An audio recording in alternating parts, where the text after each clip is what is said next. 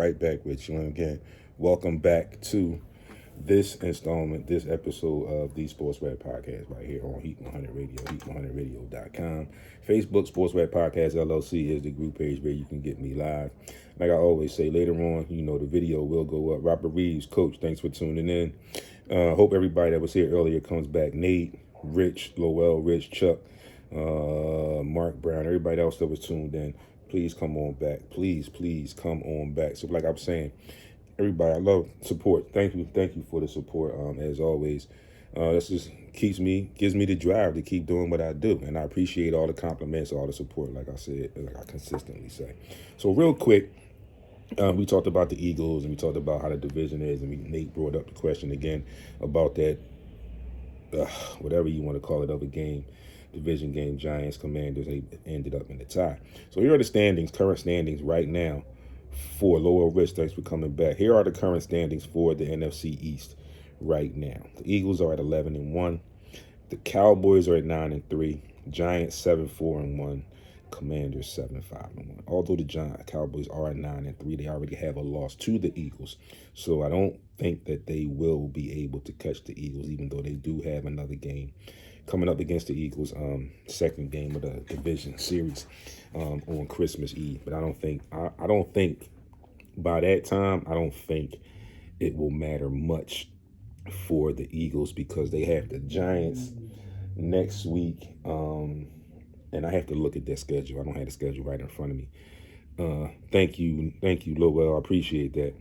I already got the Giants next week. The Eagles do. I don't know who they have after that. But the schedule for the Eagles, I think, is a little formidable for them going down the stretch. But I mean, considering the way they've been playing, I still would think it would be formidable for them anyway. So to oblige my guy, before I get into my Deion Sanders talk, because we definitely got to talk about Deion Sanders. Let's see. Ivan Robinson, good morning. Thanks for tuning in. Absolutely, Mighty. No problem, man. You know how we do, family. So, family take care of family, Now that you brought it up, I forgot to mention that earlier. As you know, you saw the pictures and you saw the photos. Same thing. You saw the pictures, you saw the videos of my Saturday night at the Grand Geisha Ballroom. My guy, Ivan Mighty Robinson, Kingdom Boxing. 2 fighters on that card. Justo Leak Holden, at justo.lique is his Instagram. You can follow him there. You can follow Mighty Robinson, Mighty Robinson 1 on Instagram. Also follow Kingdom Boxing. The other fighter that was there was Deion Showtime Tenon. You can follow him at the real Showtime _. 2 victories on that card. One, Deion Tenon, miraculously, by the grace of God, had his pro debut. Something happened. There were some technical difficulties, and he ended up getting moved to the main event. He wins in a unanimous decision. And earlier that night, Jalik Holden stopped his opponent with the TKO in the second round. So shout outs to them. Just like I said, family, so mighty. No problem, no doubt. Family is what we do. We take care of each other. We look out for each other. Appreciate y'all having me there as well to cover the event. So again, like I was starting to get to my guy, Chuck. Here he is. He's back. Guess he heard me. He asked about the Boston Celtics. I gotta do this.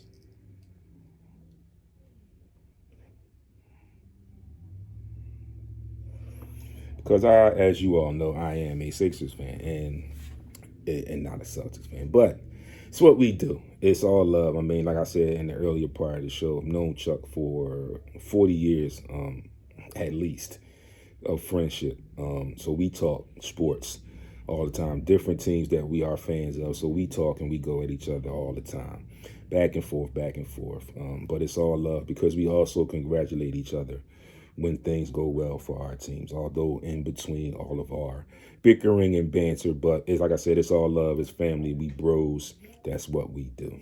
But he wanted me to talk about the Boston Celtics, who are basketball-wise folks. So let me just prerequisite that. preempt this. This is basketball talk. These opinions about these Celtics are not my sole opinions. Well, they are my sole opinions, but I'm just speaking basketball-wise. In no way, shape, or form am I converting over to the green and white. I am red, white, and blue till I am blue, if you know what I mean. I'm red, white, and blue. Sixers fan, Eagles fan. You know what it is. But anyway, Celtics are 19-5, best record in the NBA. As I just looked. Also tops in the conference, and we are in the same conference as them. We are second place right now in the conference. At 12-11, same record as the Raptors, but we are above them because we beat them. The Brooklyn Nets 13-12, and then rounding out the 15, the bottom of the barrel. New York Knicks at 11-15. So you look at, and I said 13-12 for the Nets and 12-11 for the Sixers. And why are the Sixers? Some people may say, well, why are the Sixers in second place? Well, because we beat the Nets, one. And the Nets are just not really, right now, they're not better than the Sixers. And although the Sixers have been struggling, I still don't think that the Nets are better. Just like I wasn't scared of the Nets last year. James Murphy, thanks for tuning in, good brother. I wasn't scared of the Nets last year. And we saw how that played out and everything about the trade and all that. We're still in a better position than the Nets are. When I just went off and looked while we were on break, if the playoffs were to start today, the Sixers would be the number 5 seed, the Nets would be the number 8, which means that the Nets will be again in the play-in tournament. But again, like they said, the Sixers lost the trade. But giving kudos to the Boston Celtics, who are continuing. Zet, my guy, thanks for tuning in, good brother. The Celtics are doing their thing right now. They're just continuing where they were last year. I thought it would be somewhat of a drop-off with the coaching change, but it seems like they came to a decision and they kept a lot of things, a lot of systems that was successful for them last year, and they're running that through. But we'll see what happens later on, Chuck. We got a long season left to go. But I got you out the way anyway. Yeah, but kudos to y'all, man. Y'all playing good ball right now. It's one of those things, like I said, I can say it because I'm a true fan. I'm true to my word. So, again, they are doing their thing right now. But, again, in all of our love and all of our banner, you know what, with the Celtics, all right? I'm a Sixers fan, bro. But I love you, Chuck, so I had to get that in for you. Moving along, the main topic or the biggest topic of the day. If you saw my flyer when I posted, I had a picture of this gentleman in that flyer along with my photo. I am referring to now the Deion Sanders situation. Before I get into that, yes, it has been confirmed, and I just recently posted it. The Carolina Panthers are going to waive, or if they not have already done it, will be waiving Baker Mayfield as a quarterback. So we'll see what happens with them. So obviously that means to me that they could be using that word and they could be tanking and looking to move up. And when you say that tanking, like you look at the Sixers, the Eagles are right now, if you looked at it, I saw it yesterday, they got like the 6th pick. They play the Saints somewhere down the line. And we were talking yesterday, and it's like when they got to that Saints game, it might not mean much. You might want to rest starters. But then again, they thought about it and was like, wait, we could be the best team in the NFL. We can win this game against the Saints and end up getting a top 4 pick. Sounds like something you can work on. Sounds like something you can get into. So we'll see what happens with that when we get to that game. But again, the main dialogue for the day is the Deion Sanders situation, the Deion Sanders dialogue, which is going to be hot all day, probably for the next couple days, if you will. And I'm here today, so I had to bring it. The news broke yesterday. There were reports and questions and comments and talk about it, but the report broke yesterday. He was actually, I believe, announced yesterday as the new head coach of the Colorado Buffaloes, the University of Colorado. Troy Sanders, thanks for tuning in.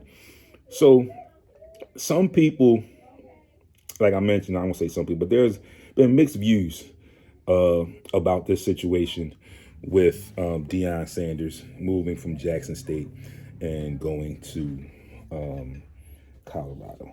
One of the things that Deion said in one of his quotes, and I wrote it down and I can't seem to find it right now, but one of the things he said was, he said, as far as coaching, you either get elevated or you get terminated. So, end quote. So, I got what he meant by that. Some people are in this thing where they feel like, and they have been putting it out there, allegedly, there's been whispers that Deion was a sellout because he's leaving Jackson State. It is very, very easy for a lot of people to go that route because, again, like I said, easy because that's the easiest route. It's the easiest route to go. Again, when I'm done this show today, this live show, you can go back to my page and I posted a video from, I think it's Emmanuel Acho. I'm pretty sure it's Emmanuel Acho. I posted it earlier this morning because I knew I was going to talk about this today. I posted that. And when you look at that video, I posted, he makes a lot of valid points. So I'll be expecting some comments and some stuff from that video later on today as the day progresses. But getting to that thing, like I said, saying that he's a sellout is the easiest, in my opinion, is the easiest route to go. And when I say that, people will say that because, oh, Deion Sanders went to Jackson State. So they're reveling in the success that he had at Jackson State. The SWAC conference titles, the undefeated season, the recruiting, the TV, the national notoriety that he brought into that institution. So now people are saying, oh, he brought that, now he's walking away. And these are some of the lines and some of the angles that Emmanuel Acho put in his video as well. And I knew some of this stuff, and it was like just so fitting that he came out with that video. And I didn't do a video because, like I said, I knew I was coming here this morning to talk to you all live. When you look at this situation, you take into consideration what Deion did for Jackson State. Let's go the whole broad spectrum. Where was Jackson State before Prime got there? Exactly. What did he do while he was there?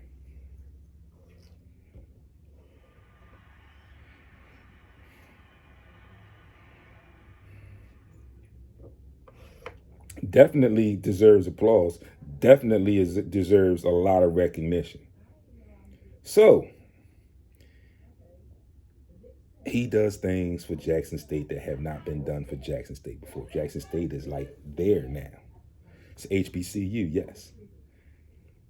He opened the doors for some top flight recruits to begin to look at HBCUs, which he did in different sports other than football as well. So now this man gets the opportunity to move on into a Power 5 conference as a football coach. Now let's break it all down, folks. As an African-American football coach, Hall of Fame football player, Hall of Fame NFL Hall of Famer, with the status that he has as a person and just in general, what he showed you as a coach, how he can bring and get the respect of his team. He's bringing some players with him. Yes, so some players are going to go with him. But now you look at this opportunity. Now there are more doors that can be opened for African Americans, players, coaches, whatever. Now you got Deion at a Power 5 conference school as an African American and the success that he's had. Can you imagine the turnaround he can get at Colorado? And people will argue, so now that he got some of these kids to go to these HBCUs, now they're going to retract and go now to these bigger schools. Well, it's only one right now. That's Colorado. Because you look at all the other schools, the coaches are not that. There are some very good coaches in the NCAA. I argue not with that. Very good coaches. But when people begin that argument of now these kids are going to leave HBCUs and go to these major colleges, well, it's only one. It's not going to be enough scholarships for everybody to go to the one. But what Deion can do is use everything that he did at Jackson State, and he can use that to his/our advantage. Like he said, in coaching, you either get elevated or you get terminated. Yeah, you either get elevated or you get terminated. He told his team, he said, there's nowhere for me to die. No coaches don't go somewhere and die. They either leave, walk off on their own, or they get pushed out the door. He made this choice. And he said it's not about the bag. It's about him seeing what he did at Jackson State for some young African-American athletes and some other athletes, looking at the bigger picture and seeing the door that he could open in the Power 5 conference that could expand to other power conferences. Again, that can open a lot of doors. He's at the door, people. He's at the door. So in my opinion, I'm not mad that he left. I'm actually a little excited that he's in that position for a lot of the reasons that I just told you. But I get the situation that everyone is talking about. He's a sellout, allegedly. He left the HBCU. Whatever. It's a great thing, what he did with the HBCU. I think it was my guy, I Heart Hoops, who posted something yesterday. Question was, it was like a question. It was a statement. It was a post. It was a question, basically. What was Jackson State before Deion got there? What is Jackson State now? Just because he leaves, he left a legacy there. It's not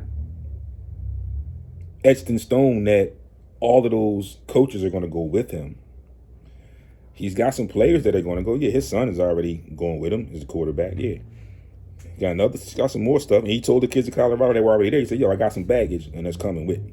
So he told them that. He preempted them with that. But again, you look at the opportunity on both sides of the fence. You look at the opportunity for these athletes. Same reasons I said this when he went to Jackson State. Look at the opportunity, and his coaching staff they had Hall of Famers on his coaching staff. But my thing, yeah, Chuck, you might be right with that. Chuck says everybody wanted him to be Eddie Robinson and stay for 50 years. Yeah. And again, the difference now, Chuck, opportunities weren't there then. So in essence, like Eddie Robinson kind of had to stay. Now you don't have to stay. You can take this opportunity and you can blueprint what you did at Jackson State and put that into play at Colorado. Again, it's going to open doors for the athletes, like I was beginning to say. Look who they're playing for. Playing for a Hall of Famer who had Hall of Famers on his coaching staff, who could arguably be on this next coaching staff with him. All these guys that are playing this college football now have aspirations of making it to the league. So now you're getting coached by some of the highest level players that played in the league that you have aspirations of getting to. Can't ask for much more than that. On the coaching side, the opportunities that can come from this as far as for African-American coaches. And it doesn't necessarily have to say that you got to jump right in and being a head coach. You can work your way in. Deion is doing what we wanted someone to do for a long time. Now he's in. Like I said, he's at the table. He's been at the table. He's at the door now. And he can open that door. And I think he will open that door. I think it's a success thing for. And a lot of people, like I said, have to look at things in the long run, where his mind frame is. Look at the future down the line. So many people are stuck in the here and now and not seeing what can become of his move. Chuck says he's going to give a lot of black players a chance to get high D1 that otherwise wouldn't have gotten that opportunity. Absolutely, Chuck. Same thing like I said with the HBCUs. You got some of the talent that would have been going to D1 schools to come there. Now you're going to get some African-American athletes who might have just been touching the edge of getting that D1. Now they can go. Like I said, it starts at Colorado. Like I said, it's only one school now. But once people see what goes on and what happens, they're going to start to mimic it, as they always do. They're going to copy it. And it may not necessarily be immediately a head coach. People are going to figure out a way to start the process. So what they'll probably do is they'll see what Deion does, and then they'll start bringing some people in as assistant coaches. hopefully to get some of that to rub off and possibly eventually getting to open their doors for some African-American coaches to become head coaches at these power schools. Deion is in a great position, in my opinion. A great position to do some great things. Like I said, he was in a great position going to Jackson State. I think now he's in a greater position for African Americans, athletes, coaches in that realm, in that NCAA realm. So again, for all the people that were thinking like, oh, he's a sellout, you got to get out of the here and now. And you got to look at the opportunities that can become from what he's doing now. It's a stretch. You could argue that as well. But again, it's a great position to be in. His head, his words are all in the right place. Like you said, it's not about the money. It's about making that progression. It's about getting to that table, then getting to the head of that table, and then, like I just mixed in, get into that door. And Deion is at that door. He's been at the table. Now he's at that door. That's where we need guys like him. We need them at that door, at that table. It's a blessing where people don't even see it right now. Again, people, you got to get out of the here and now. You got to look forward to what's coming on down the line. What could be down the line. Right. He said Jackson State had 30 fans in the stand before Jackson State got there. They even got some primetime TV games because Deion was there. Colorado usually had a decent football team. You know, they've had a slack off in the last several years. But imagine just with Deion's name alone, how many kids, how many athletes are going to think about going there now. And it's like the right time because they're getting ready to open the transfer portal. Now, do you think Deion's a sellout now? Transfer portal opens, people. He's going to another school, a power conference. He can recruit. He can bring those kids in the transfer portal.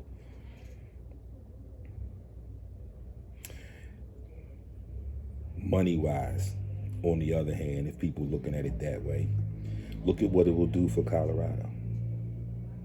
Get them more TV time because people now are going to want to see what he's doing at Colorado. It's going to get them a little bit more notoriety because people are going to want to see what Deion is doing as the head coach of the Colorado Buffaloes now.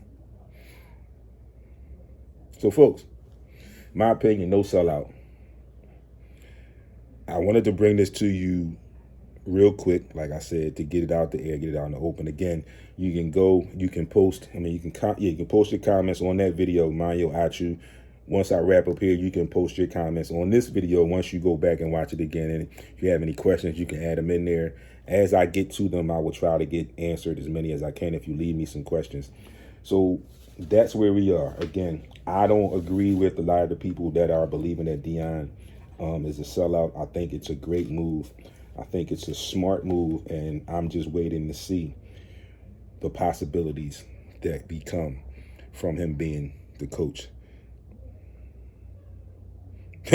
Yeah, Chuck, you might have to go to Colorado and call them. But if I get a little connect, I may put a call in for you and talk to that. I had to call Gilly, tell him to get with Prime and tell him to get him some help out to the Broncos.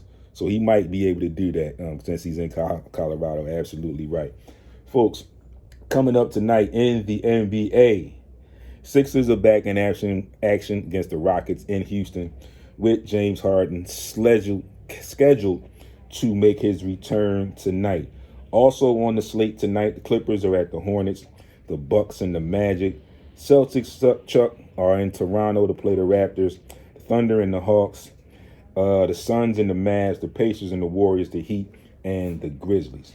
In the NHL tonight, the Avalanche are in South Philly to face off against the Flyers, the Golden Knights and the Bruins, the Blues and the Rangers, Capitals, Oilers, Coyotes, Flames, Canadians, Canucks.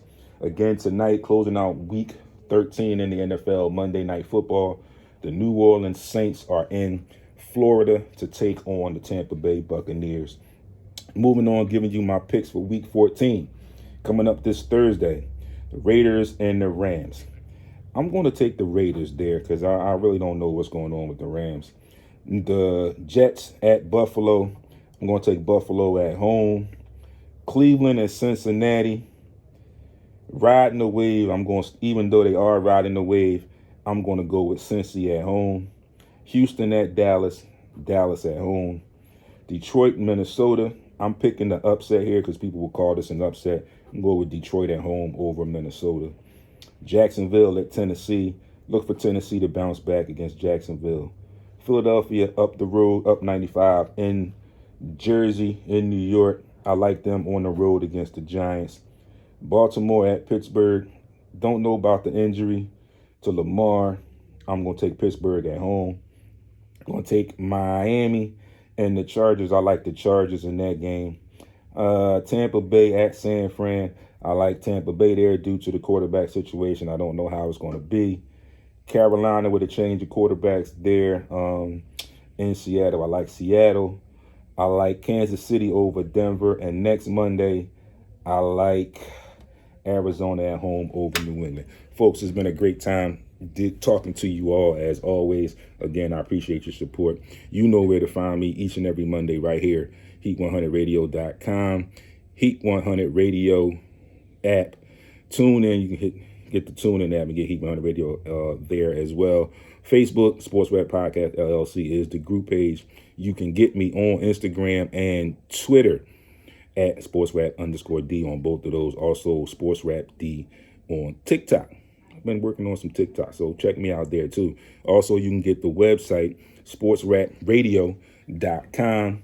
You can get the audio on Spreaker, iHeart, Apple, Google Podcasts, Spotify, and most of your podcast outlets. And please, folks, get over to YouTube. SportsRap TV is the channel. Make sure you get over there, subscribe to the channel, like the videos that are your favorites, and then hit that bell so you'll be alerted when new video goes up. Also, I've been away for a little bit, but I look to return this Thursday. Drake Tavern, Old York Road, you know where it is. I'll be there on site, SportsRap on site at the Drake Tavern this Thursday. Folks, thank you all for tuning in. I definitely appreciate all support. Like I said, go back and check the video again. Like I said, on the group page, review this video. Leave me some comments because we can talk about this Deion thing, and I'm sure it's going to be talked about for the next several days. Folks, I appreciate you all tuning in. Thank you. It's been a great morning. Enjoy your Monday, December the 5th. It's a little chilly out, so dress warm, dress up the right way. Be great on purpose, and I will see you all next week right back here, Heat 100 Radio. Peace.